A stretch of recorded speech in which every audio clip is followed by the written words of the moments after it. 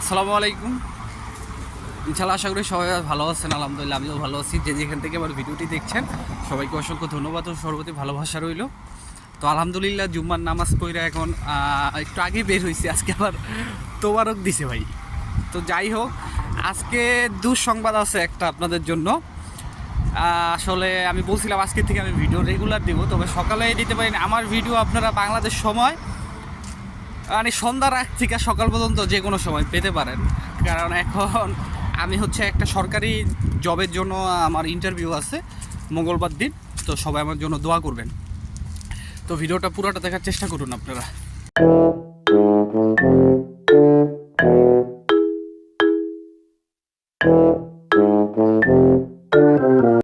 তো সব কিছুর জন্য আলহামদুলিল্লাহ। এই যে দেখেন তোমারও ঠিক আছে। প্রথমে সবাই এক প্যাকেট করে মনে হয় দিছে, পরে আমি সবার লাস্টে বেরিয়েছি, আমি হাত দিয়ে 4 প্যাকেট নিয়েছি। এক বক্স তোবারক রয়ে গেছে গা। মনে হইলে কি বাংলাদেশ আগে যে তোবারকের লেগে বন্ধুরা মিল্লা মনে করেন ফাইজলামি করতাম, ওরকম দিন মনে পড়ছে। তো যাই হোক, দুঃসংবাদটা আমি প্রথমে আপনাদের বলি। আপনারা ভিডিওর স্ক্রিনে একটা মেসেজ দেখতে পারতেছেন, এটা একটা গ্রুপ থেকে নেওয়া, ঠিক আছে। তো এই গ্রুপের বিষয়টা বাদ আমি আপনাদেরকে আগেও বলছি, এখনও বলি। এখানে কি হয়েছে, এই ভাইটা 31 তারিখে ইমেল করছিল। 31 তারিখে ইমেল করছিল অ্যাপয়েন্টমেন্টের জন্য।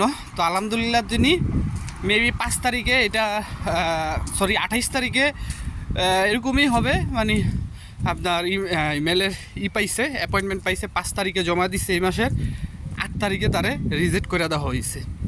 তো তার রিজেক্টের কারণ দেখানো হয়েছে কি, যে তার মানে যেটা তিনি তার মেসেজে বলছে যে আপনার নুলস্থার ভিতরে নামের ভুল আছে বা এরকম জন্ম তারিখের ভুল আছে।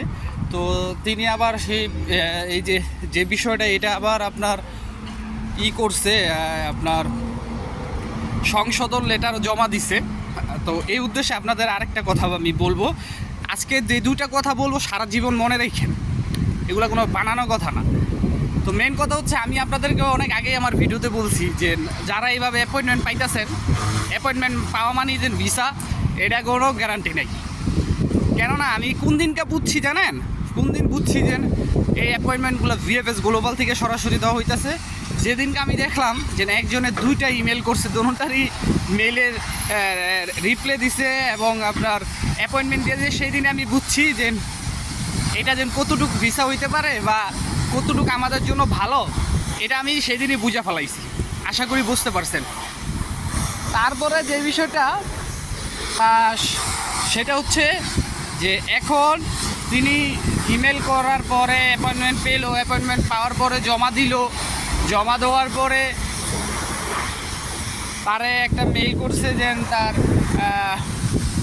ইমেলের বা নলস্তার কি বলে,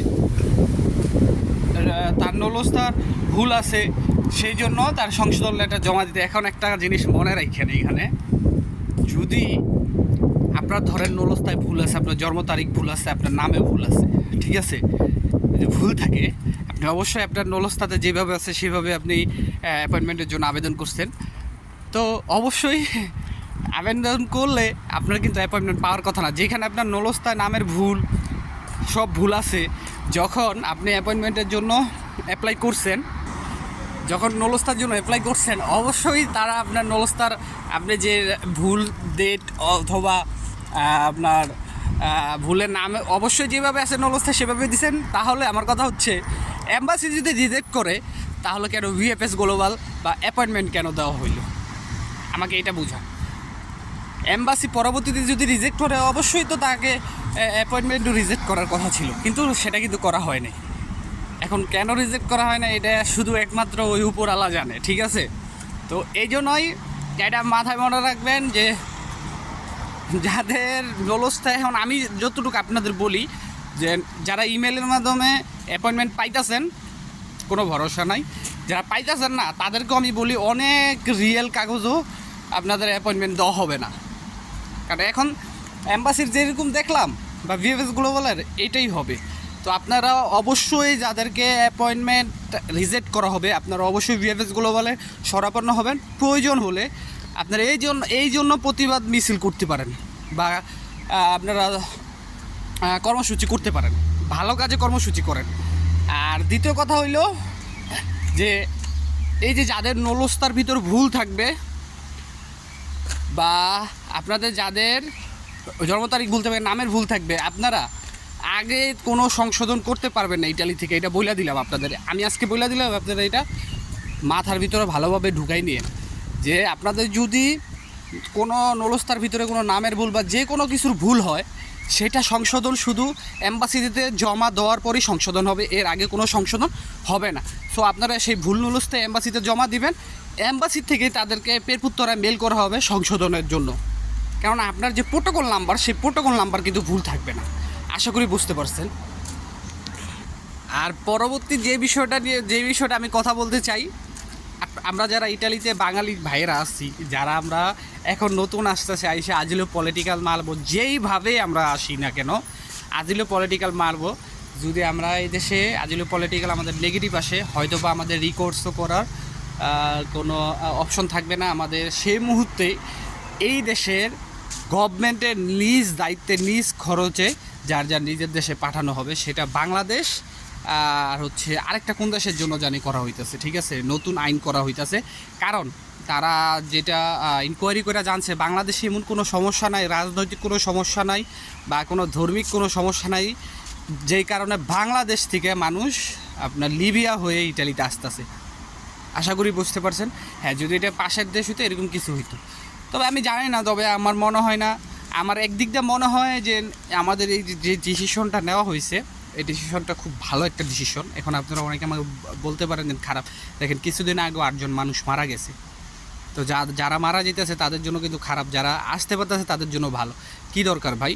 আপনারা তো মনে করতেছেন ইটালি লাখ লাখ টাকা, হ্যাঁ ভাই লাখ লাখ টাকা আছে, কিন্তু সুখ নাই, শান্তি নেই, ঠিক আছে? কারণ এই দেশে মানুষ না। আশা করি বুঝতে পারছেন। ওই যে আমি কালকে রাইতে একটা জিনিস ভাবছি, মানুষ তুই মানুষ হবি কবে, ঠিক আছে? এই দেশটা হচ্ছে এরকম, ঠিক আছে? আর কি বলুম ভাই, এখন আমার নিজের ভাই বলার কিছু নাই। বিদেশ জীবনটাই ভালো না। আপনারা যদি পারেন দেশে কিছু করেন, যেই টাকাতে জীবনের রিস্ক নিয়ে আইবেন। এমনকি আমি বলি, আপনারা যদি হ্যাঁ, ইটালি আপনাদের জন্য আমাদের জন্য অনেক ভালো টাকা ইনকাম করা যায় যদি আপনি ভালোভাবে ইটালি আসতে পারেন। রোমানিয়া দিয়ে আসেন, কিন্তু লিবিয়া দিয়ে আসেন না, ঠিক আছে? আশা করি বুঝতে পারছেন। তারপরেও সতর্কতা অবলম্বন করা আমাদের জন্য অনেক শ্রেয়, অনেক ভালো।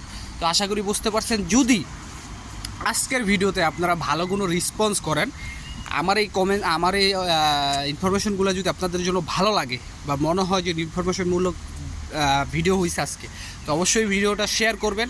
এতটুক আবদার আপনাদের কাছে আমি করতে পারি।